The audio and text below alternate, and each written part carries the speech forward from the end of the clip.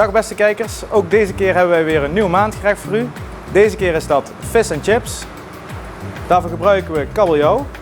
Ik heb een bierbeslag gemaakt.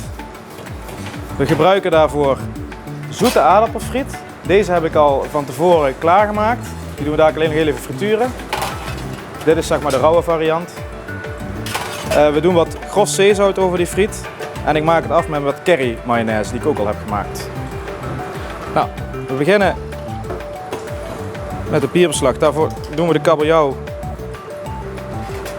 er doorheen halen. In het beslag zit al alle smaken in, zoals peper en zout.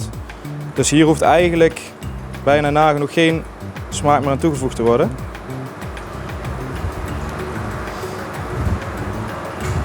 Laten we hem even een beetje uitdruppen.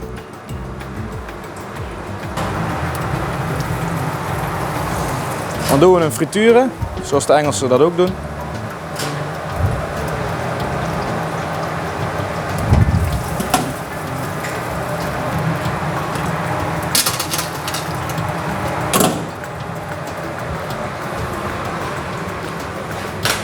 Zo, dit is nou de kabeljauw. Hij is natuurlijk nog niet helemaal gaar. Daar hebben we alleen een krokant laagje gegeven.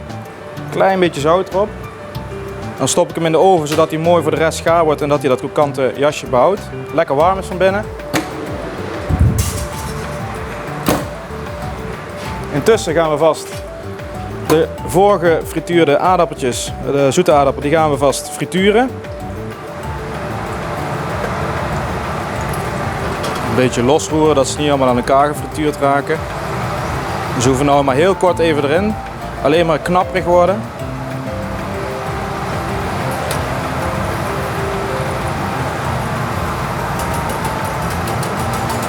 En dan hebben we hele mooie oranje frieten.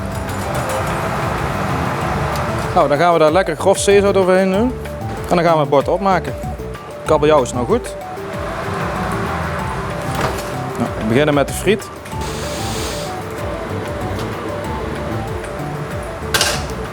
Daar doen we een beetje huisgemaakte curry mayonaise overheen.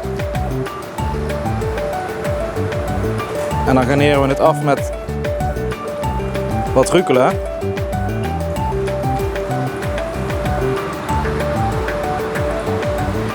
Ook dit gerecht is weer de hele maand te verkrijgen bij Hotel Asteria. Eet smakelijk!